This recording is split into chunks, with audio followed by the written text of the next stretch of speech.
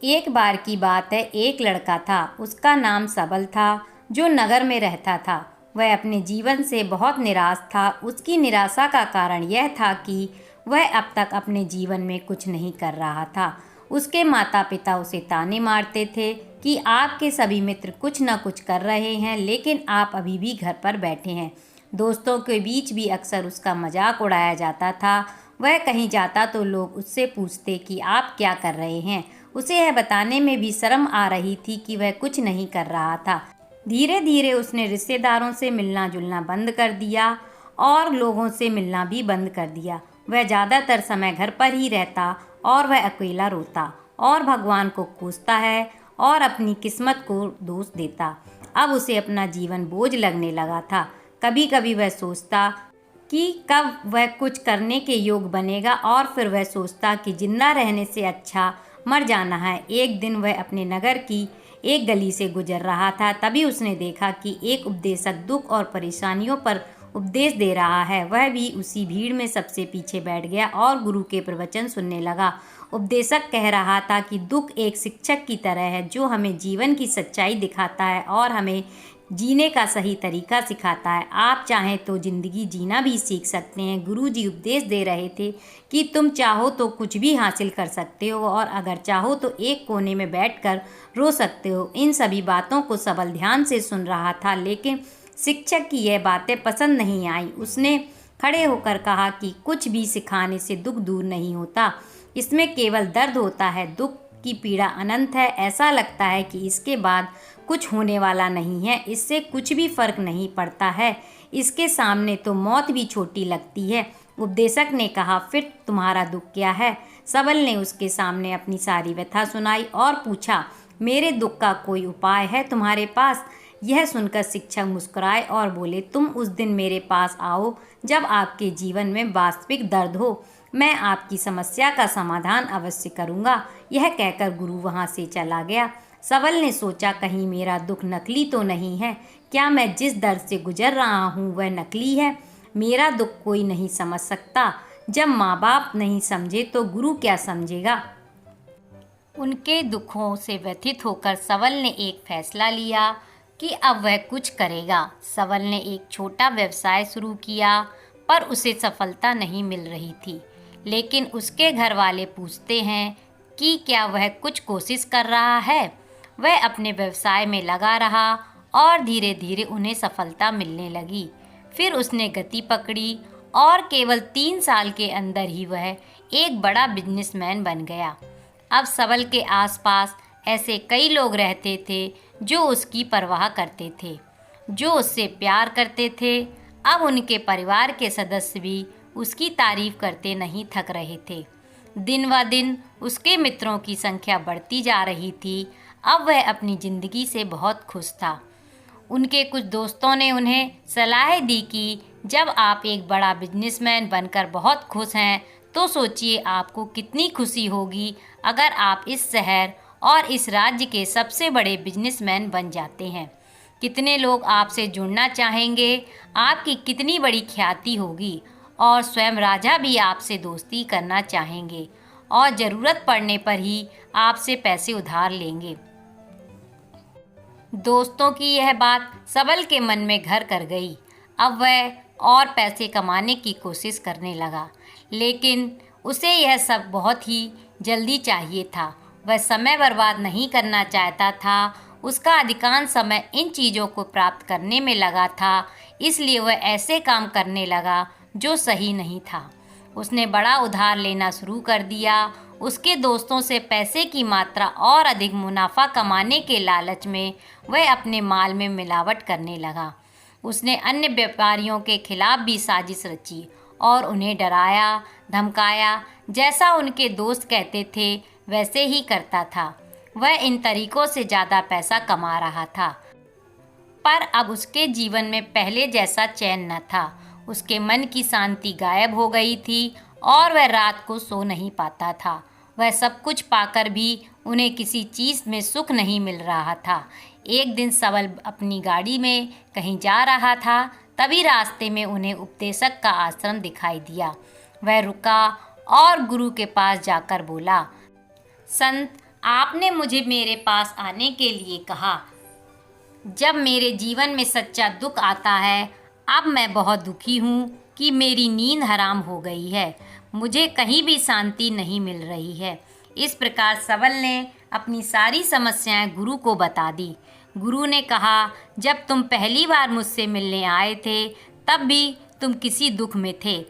आपने उस दर्द से क्या सीखा? सबल ने कहा कि सिर्फ सोचने और चिंता करने से कुछ नहीं होता। आपकी दृष्टि को सच करने के लिए यह कार्रवाई कराता है।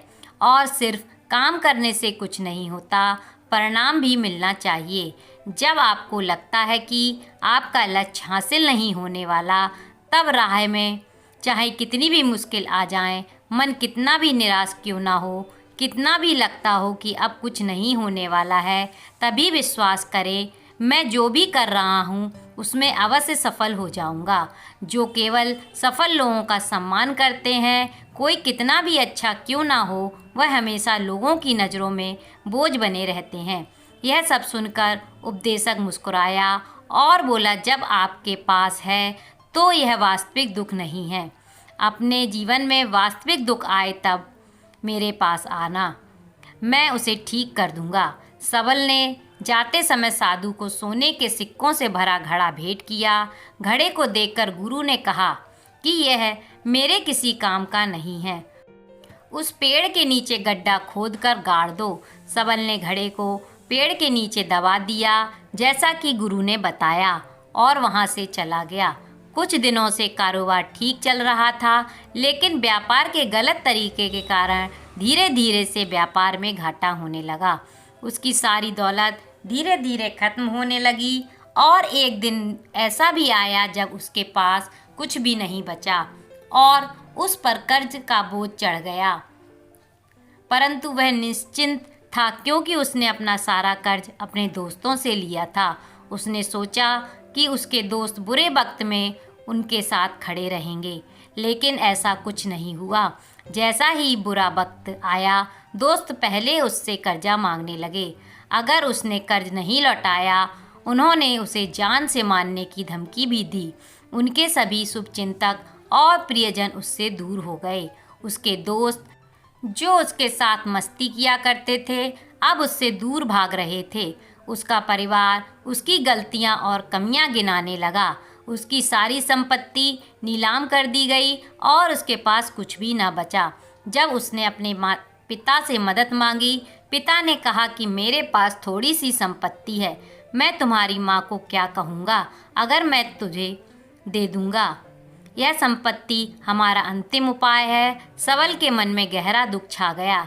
उसके आसपास कोई नहीं था जो उनके दुख को समझ सके, जो उसे संभाल सके। जनता के इस विश्वासघात के कारण वह अंदर से टूट चुका था। वह सोचने लगा कि अब जीने का क्या मतलब है, अब मौत ही मेरा सहारा है।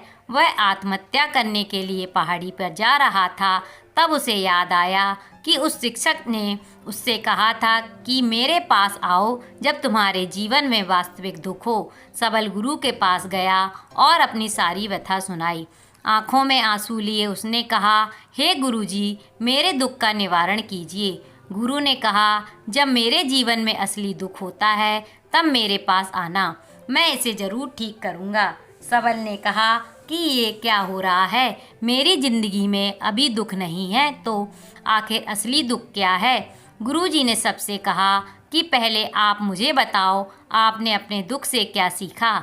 सबल ने कहा कि मैंने वह सीखा, जो लोग हमारे जीवन में आते हैं वह हमारी सफलता और प्रगति के कारण वो हमें धोखा ज़रूर देंगे, क्योंकि बुरे समय में वे हमारे साथ नहीं खड़े होंगे। वे अच्छे समय में ही हमारा फ़ायदा उठाएंगे और बुरे समय में हमें छोड़ देंगे। उन लोगों पर ही भरोसा करें जो हमारे बुरे समय में हमारे साथ खड़े रहते हैं, लेकिन ऐसे लोग बहुत कम होते हैं, लेकिन जिनके पास हैं उन्हें उनकी सराहना करनी चाहिए, उनका अपमान नहीं करना चाहिए। मैंने कभी भी किसी के खिलाफ साजिश नहीं रखना चाहिए। अपना काम ईमानदारी और धैर्य से करें और कभी लालची मत बनो। अपने सारे दुख दर्द और अनुभव बयां करने के बाद सबल गुरुजी के सामने आंखों में आंसू लिए बैठ गया। कुछ देर बाद साधु उठे और पेड़ के नीचे एक गड्ढा खोदा और घड़ा निकाल लिया जो सोने के सिक्कों से भरा हुआ था। उसने सबल को देखकर कहा, मेरे पास आओ जब तुम्हारे जीवन में वास्तविक दुख हो। सबल ने अपने शिक्षक को धन्यवाद दिया और प्रणाम करके चला गया। उस पैसे से उन्होंने एक छोटा सा व्यवसाय शुरू किया। अब वह छोटा व्यापारी बनकर भी खुश है। उन्होंने पूरी लगन और ईमानदारी से कारोबार किया। जल्द ही वह अपने शहर का एक बड़ा व्यापारी बन गया। उनका जीवन सुख सुविधाओं से भरा हुआ था। लेकिन कोई कितना भी अच्छा क्यों ना हो, लेकिन जीवन में दुख आता है तो सबल के जीवन में भी दुख आते थे। अपने माता पिता की मृत्यु के रूप में वे दोनों एक ही दिन मर गए। सबल अपने माता पिता से बहुत प्यार करता था, इसलिए उनके निधन से उसे गहरा सदमा लगा। वह शवों को ले गया, दोनों को शमशान ले गया जहां अंतिम संस्कार किया गया। वहां उसने अपने माता पिता का शव जलता हुआ देखा तो उसका मन बेचैन हो उठा। उसके मन में कई सवाल उठने लगे। वह घर वापस आ गया, इसलिए उसने अपने माता पिता के घर और संपत्ति को देखा जिसके लिए उसके पिता हमेशा लड़ते रहे, आज जो छूटा पड़ा है। जिन्होंने भी इसकी देखभाल की, इसके लिए लड़ने वाले इस दुनिया से चले गए। उनके पिता ने जो कुछ कमाया वह सब यहीं रह गया। एक दिन पहले तक उसके पिता मारपीट करते थे किसी के साथ उसकी संपत्ति के लिए। आज वो खुद इस दुनिया से चले गए। उनका मन ऐसे अनेक विचारों से बवंडर में था। वह अंदर से अकेला और डरा हुआ महसूस कर रहा था। वह खाली महसूस कर रहा था। उसे लगा कि कुछ है, वह समझ नहीं सका, इसलिए वह गुरु के पास गया। उसे देखकर गुरुजी ने कहा, क्या जीवन में कोई दुख है? सबल ने कहा, वैसे तो जीवन में कोई दुख नहीं है, सब कुछ अच्छा चल रहा है, लेकिन आज मेरे माता पिता का देहांत हो गया। मैं इस घटना से बेहद दुखी और परेशान हूँ। गुरुजी ने कहा, इसमें दुखी होने की क्या बात है? एक दिन सबको अपने को मरना है। कोई न कभी जिया है और न कभी रहेगा।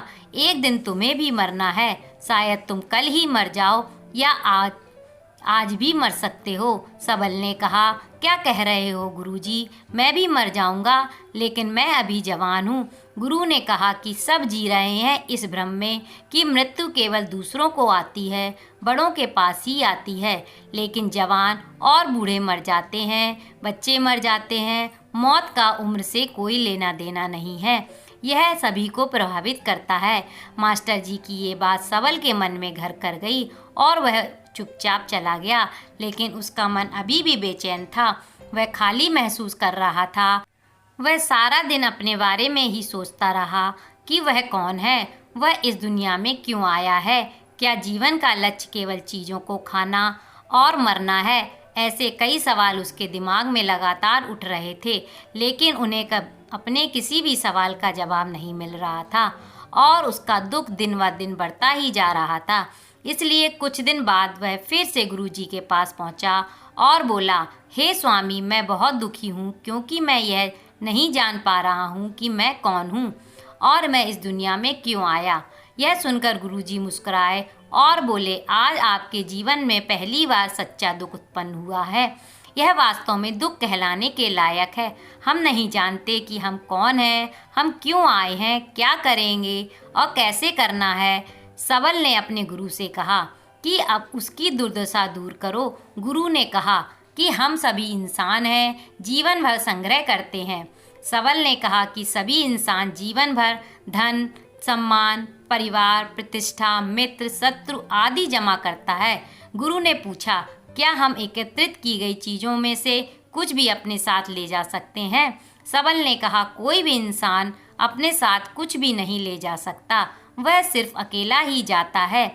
मेरे माता पिता भी अपने साथ कुछ भी नहीं लेकर गए, सब कुछ धन, संपत्ति, वैभव सब कुछ यहाँ पर छोड़कर गए। शिक्षक ने कहा, अब मेरी बात ध्यान से सुनो। इस संसार में हमें जो संग्रह करना चाहिए वह हम नहीं करते। चीज़ें हमारे सामने होती हैं, लेकिन हम उन्हें देखने की कोशिश नहीं करते। हमें इस दुनिया में जो कुछ भी इकट्ठा करना है वह हम खुद हैं। हमें खुद को जुटाना होगा ताकि जब हम मरें हम एकजुट हो सकें। और खुद को पहचानने में सक्षम होने के लिए हम अंदर बटे हुए हैं।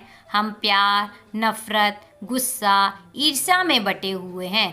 क्रूरता, धन, स्थिति, प्रतिष्ठा, सम्मान, पहचान, धर्म, जाति, सैकड़ों हजारों ऐसी चीज़ों और इच्छाओं में हम विभाजित हैं और टुकड़ों में भी जी रहे हैं। इस विभाजन के कारण हमारी चेतना कभी एक नहीं हो सकती। हमारी चेतना शक्ति बिखरी है, इसलिए हमारे पास इतना समय नहीं है, इतनी ऊर्जा नहीं है कि हम मुड़ सकते हैं और अपने भीतर देख सकते हैं। वास्तव में धन, सम्मान और सुविधाओं का अभाव, लोग इसे दुख समझते हैं और जीवन भर के लिए जो दुख कह कर रो रहे हैं और समाधान खोजने का प्रयास करते रहते हैं, उन्हें अपना समाधान कभी नहीं मिलेगा, क्योंकि जिसे लोग दुख कहते हैं वह वास्तविक दुख नहीं है। यह सिर्फ एक आदमी की इच्छा है। उसकी इच्छा कभी पूरी नहीं होती, इसलिए व्यक्ति को कभी उसके प्रश्नों का समाधान नहीं मिलता। इसलिए इन सब से परे यदि आप अपने दुखों का अंतिम समाधान चाहते हैं तो सबसे पहले खुद को समेटो। इस दुनिया से अपनी ऊर्जा वापस ले लो और इकट्ठा करो। अपने आप पर ध्यान केंद्रित करो, स्वयं पर ध्यान दो। अपने मृत्यु से पहले अपने आप को जानने की कोशिश करो। बिखरो मत। सबल ने कहा, तो गुरुजी क्या हम इस संसार को छोड़ दें? हमारी सभी इच्छाओं को मार देना चाहिए।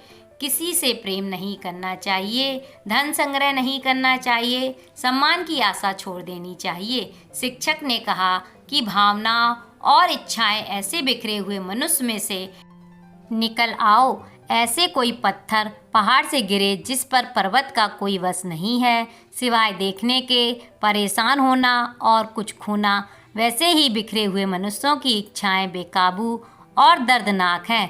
उसका अनियंत्रित मन इच्छा करता रहता है और कल्पना करता रहता है और यह दुख देता है। लेकिन जब एक व्यक्ति अपने मन को एकत्र करता है तो वह कुछ भी करता है, वह उसके नियंत्रण में होता है। फिर उसकी इच्छा से इच्छाएं भी उत्पन्न होती हैं। सबल ने कहा कि आपने मेरे असली दुख का समाधान कर दिया। आपका बहुत बहुत धन्यवाद। अब से मैं खुद को समेटने, खुद को तराशने की कोशिश करूँगा। गुरुजी ने कहा कि मानव शरीर में बहुत ऊर्जा और शक्ति है, लेकिन यह फालतू के कामों में बटी हुई है, बेकार की बातों में लगा हुआ है। यह एक बहुत ही शक्तिशाली मशीन की तरह है, एक बच्चे के हाथ में रखा जा रहा है और वह बिना सोचे समझे अपनी शक्ति बर्बाद कर रहा है और बिना किसी नियंत्रण के।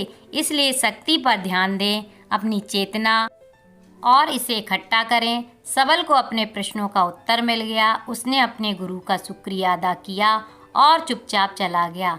चैनल को लाइक, शेयर एंड सब्सक्राइब करें। Thank you for